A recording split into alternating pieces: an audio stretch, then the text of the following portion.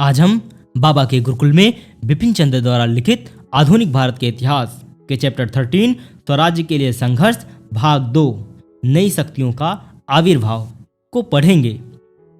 अगर आपने अभी तक हमारे चैनल को सब्सक्राइब नहीं किया है तो आपसे निवेदन है कि हमारे चैनल को तुरंत सब्सक्राइब कर लें और अपने मित्रों को भी शेयर करें, जिससे कि उनको भी फायदा हो सके। ये इस चैप्टर का चौथा पार्ट है। अगर आप पहले 3 पार्ट को देखना चाहते हैं तो डिस्क्रिप्शन में दिए लिंक पर जाकर देख सकते हैं। तो शुरू करते हैं कांग्रेस और विश्व की घटनाएं। 1935 से 1939 के काल की तीसरी प्रमुख बात यह थी कि कांग्रेस विश्व की घटनाओं में बढ़ चढ़कर दिलचस्पी लेने लगी थी। 1885 में अपनी स्थापना के समय से ही कांग्रेस ने कहा था कि अफ्रीका और एशिया में ब्रिटेन के हितों की रक्षा करने के लिए भारतीय सेना और भारत के संसाधनों का प्रयोग न किया जाए। धीरे धीरे इसने साम्राज्यवादी प्रसार के विरोध पर आधारित एक विदेशी नीति विकसित कर ली थी। फरवरी 1927 में भारतीय राष्ट्रीय कांग्रेस की ओर से जवाहरलाल नेहरू ने ब्रुसेल्स में आयोजित उत्पीड़ित जातीयताओं के सम्मेलन में भाग लिया। इस सम्मेलन का आयोजन आर्थिक या राजनीतिक साम्राज्यवाद से पीड़ित एशियाई राजनीतिक कार्यकर्ताओं और क्रांतिकारियों ने किया था। इस सम्मेलन का उद्देश्य इन सबके साझे साम्राज्यवाद विरोधी संघर्ष में तालमेल बैठाना और उन्हें योजनाबद्ध रूप देना था। यूरोप के अनेक वामपंथी बुद्धिजीवियों और राजनीतिक नेताओं ने भी सम्मेलन में भाग लिया। सम्मेलन को संबोधित करते हुए नेहरू ने कहा, हम समझते हैं कि विभिन्न पराधीन, अर्ध पराधीन और उत्पीड़ित जनगण आज जो संघर्ष चला रहे हैं उसमें कुछ साझा है। उनके दुश्मन भी प्रायः एक ही होते हैं, हालांकि कभी कभी विभिन्न रूपों में सामने आते हैं और उनके उत्पीड़न के लिए प्रयोग किए जाने वाले साधन भी अक्सर मिले जुले होते हैं। नेहरू इसी सम्मेलन में स्थापित लीग अगेंस्ट इंपीरियलिज्म की एग्जीक्यूटिव काउंसिल के भी सदस्य चुने गए। 1927 में राष्ट्रीय कांग्रेस के मद्रास अधिवेशन में सरकार को चेतावनी दी गई कि ब्रिटेन अपने साम्राज्यवादी उद्देश्यों की पूर्ति के लिए अगर कोई युद्ध छेड़ेगा तो भारत की जनता उसका समर्थन नहीं करेगी। चौथे दशक में कांग्रेस ने दुनिया के किसी भी भाग में जारी साम्राज्यवाद के खिलाफ एक कड़ा रुख अपनाया और एशिया और अफ्रीका के राष्ट्रीय आंदोलनों को समर्थन दिया। इसने उस समय इटली, जर्मनी और जापान में उभरते हुए फांसीवादी की निंदा की, जो साम्राज्यवाद और नस्लवाद का सबसे भयानक रूप था, और इथियोपिया, स्पेन, चेकोस्लोवाकिया तथा चीन पर फांसीवादी ताकतों के हमले के खिलाफ संघर्ष में वहां की जनता का पूरा समर्थन किया। 1937 में जब जापान ने चीन पर हमला किया तो कांग्रेस ने एक प्रस्ताव के द्वारा भारतीय जनता से आग्रह किया कि वे चीन की जनता के प्रति अपनी सहानुभूति जताने के लिए जापानी वस्तुओं के प्रयोग से बचें। 1938 में कांग्रेस ने डॉक्टर एम अटल के नेतृत्व में डॉक्टरों का एक दल भी चीनी सेनाओं के साथ काम करने के लिए भेजा।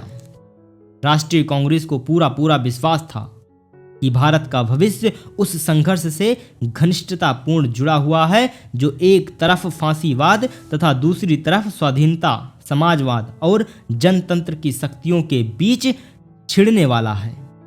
विश्व की घटनाओं के प्रति कांग्रेस में उभरते हुए दृष्टिकोण तथा दुनिया में भारत की स्थिति की चेतना को जवाहरलाल नेहरू ने 1936 के लखनऊ अधिवेशन में अपने अध्यक्षीय भाषण में सामने रखा था। हमारा संघर्ष वास्तव में स्वाधीनता के एक और बड़े संघर्ष का भाग था और जो शक्तियां हमें प्रेरित कर रही थीं वह पूरी दुनिया में लाखों दूसरे लोगों को भी प्रेरित तथा कर्म क्षेत्र में ला रही थी।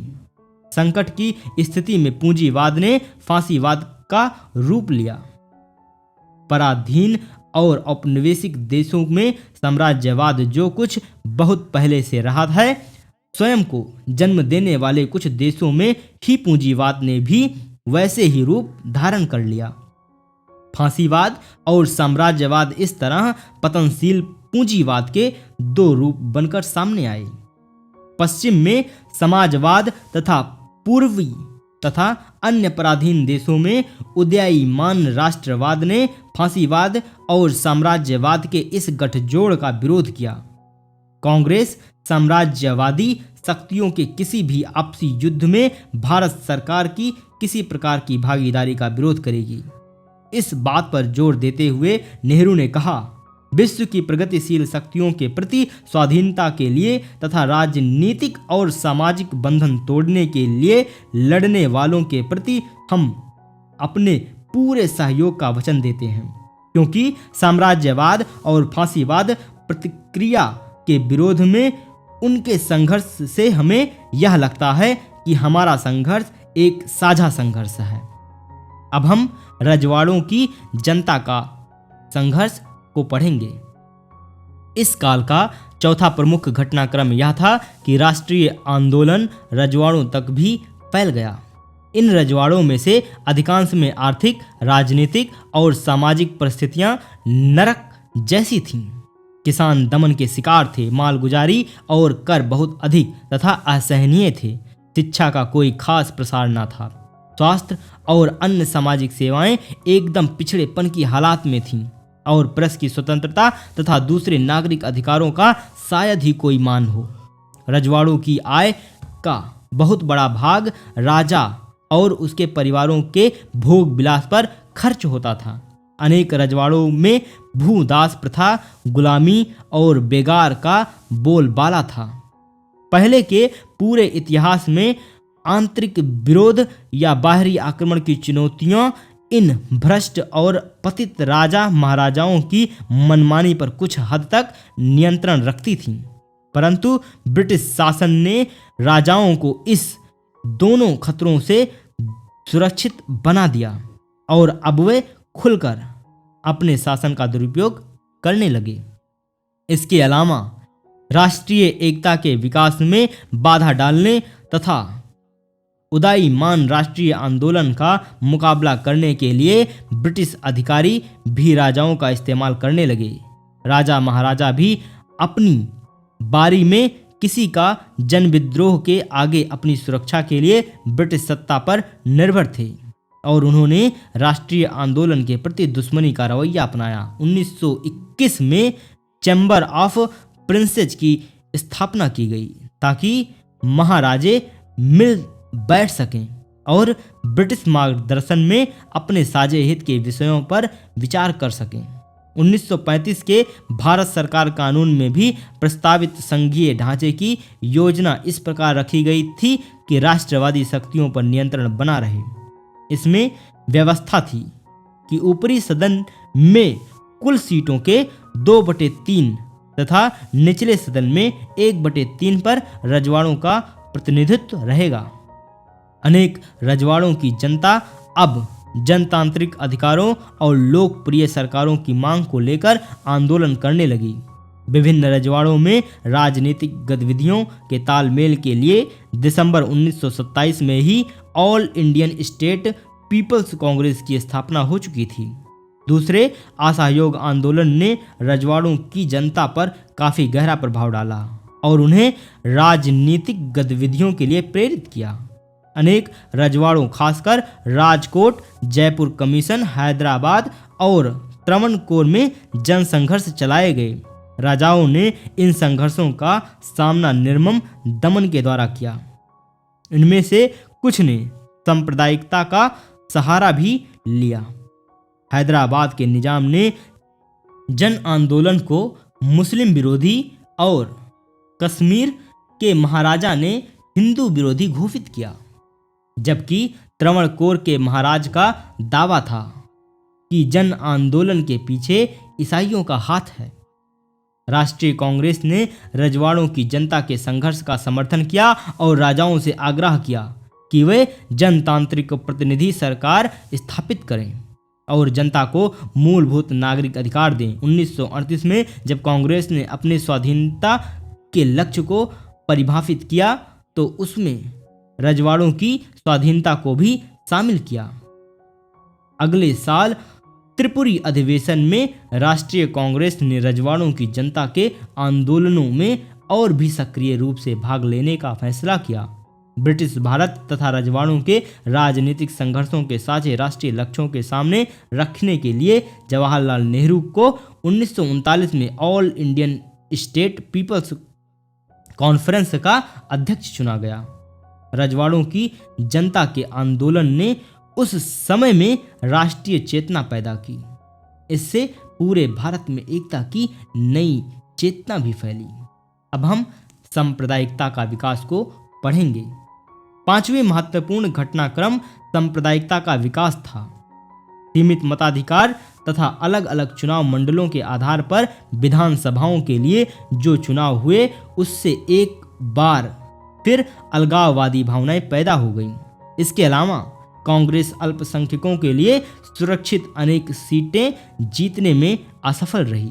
मुसलमानों के लिए कुल 482 सीटें आरक्षित थीं, मगर कांग्रेस को इनमें केवल 26 मिली और उसमें भी 15 केवल पश्चिमोत्तर सीमा प्रांत से मिली।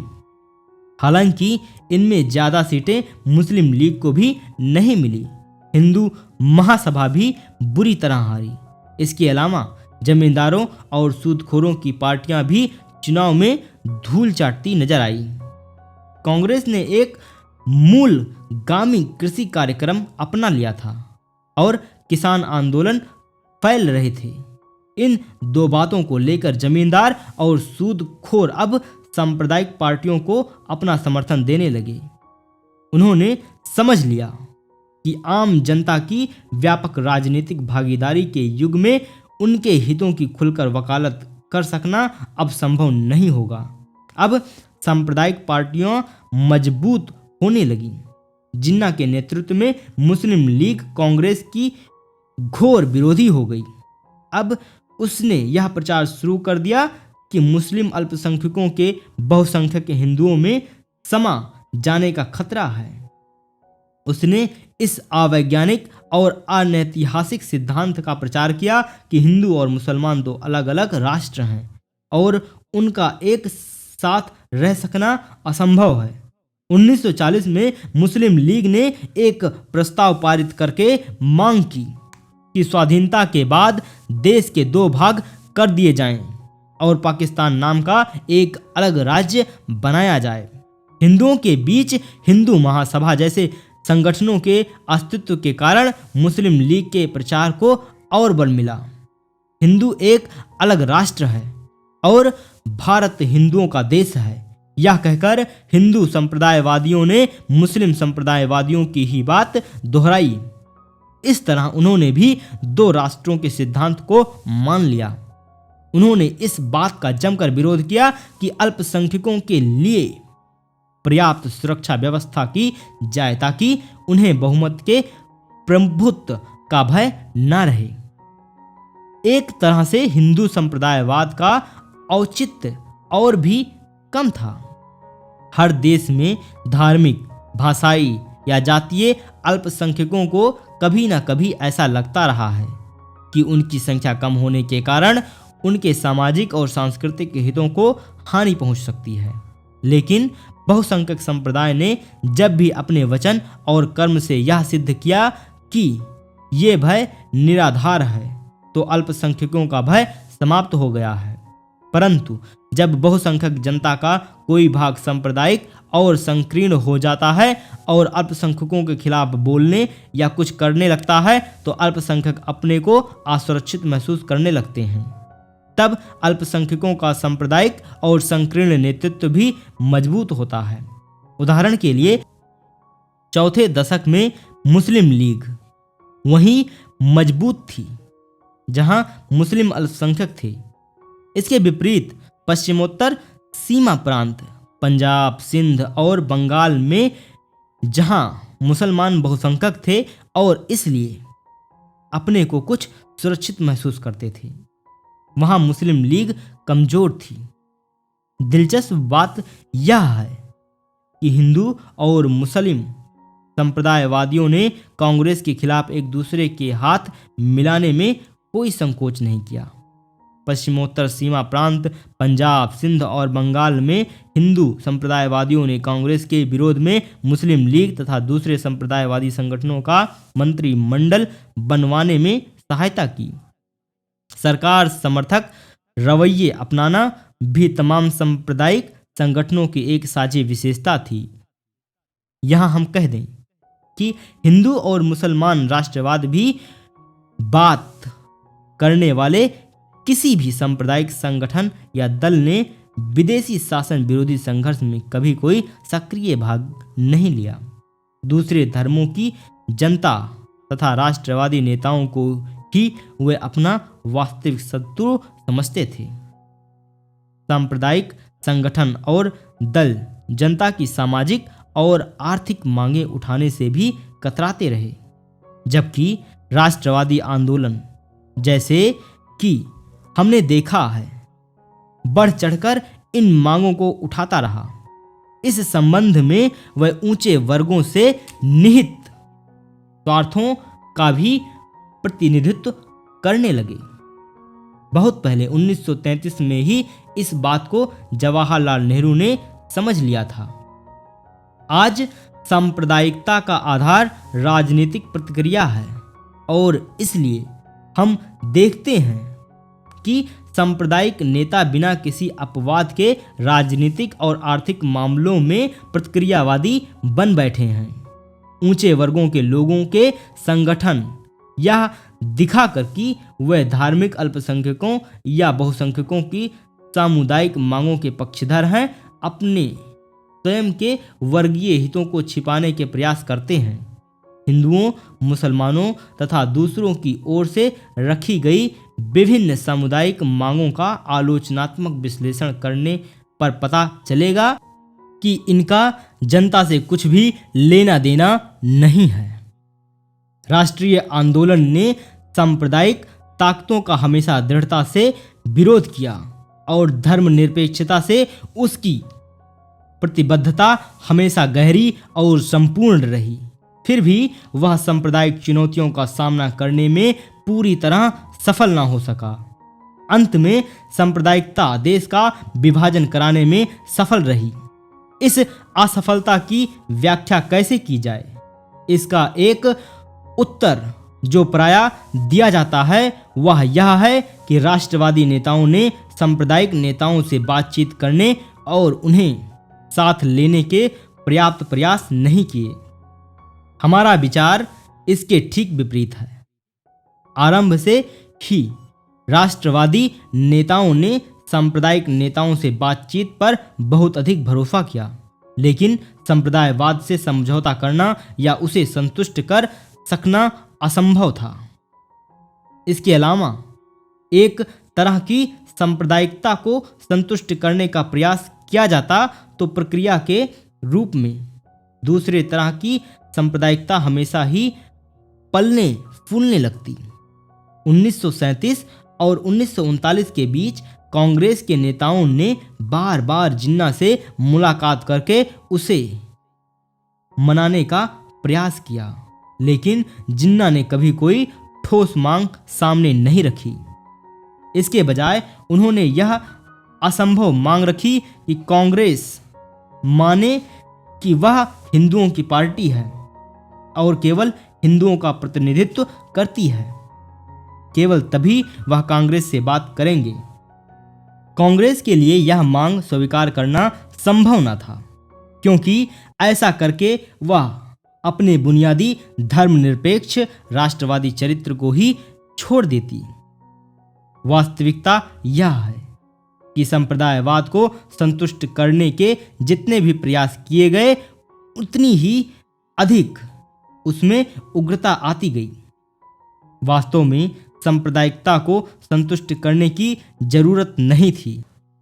बल्कि उसके खिलाफ एक कठोर राजनीतिक और विचारधारात्मक संघर्ष चलाने की जरूरत थी। आवश्यकता सांप्रदायिकता के खिलाफ एक व्यापक मुहिम चलाने की थी, जैसी मुहिम 1880 के बाद के दशक में औपनिवेशिक विचारधारा के खिलाफ चलाई गई थी। लेकिन कभी कभार को छोड़कर राष्ट्रवादियों ने ऐसा नहीं किया। फिर भी धर्मनिरपेक्ष राष्ट्रवाद की सफलताओं को कम करके नहीं आंका जाना चाहिए।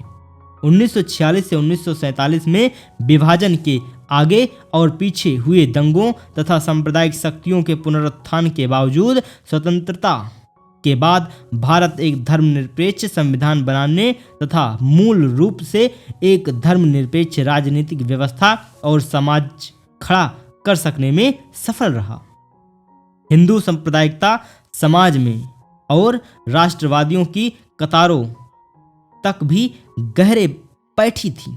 फिर भी हिंदुओं के बीच इसकी शक्ति मामूली ही बनी रही। 1946 से 1947 के दौरान धार्मिक कट्टरता तथा सांप्रदायिकता की लहर में अनेक मुसलमान बह गए, मगर कुछ दूसरे मुसलमान सांप्रदायिकता के सामने चट्टान की तरह खड़े रहे। अब्दुल कलाम आजाद, खान अब्दुल गफ्फार खान, जोशीले भाफड़ देने वाले समाजवादी नेता यूसुफ मेहर अली, निर्भीक पत्रकार एस.एम. बरेलवी, इतिहासकार मोहम्मद हबीब और कुंवर मोहम्मद अशरफ, उर्दू शायरी के तूफानी पितरैल जैसे जोश मलिहाबादी, फैज अहमद फैज, सरदार जाफरी, साहिर लुधियानवी और कैफी अजमी और मौलाना मदनी, ये सब ऐसे नाम हैं जो इस संबंध में हमारे सामने मिसाल बनकर उभरते हैं। तो यहाँ पर आपका ये पार्ट समाप्त हुआ। नेक्स्ट पार्ट में हम दूसरे विश्व युद्ध के दौरान राष्ट्रीय आंदोलन को पढ़ेंगे। हमारे साथ यहाँ तक बने रहने के लिए आप सभी का बहुत बहुत धन्यवाद।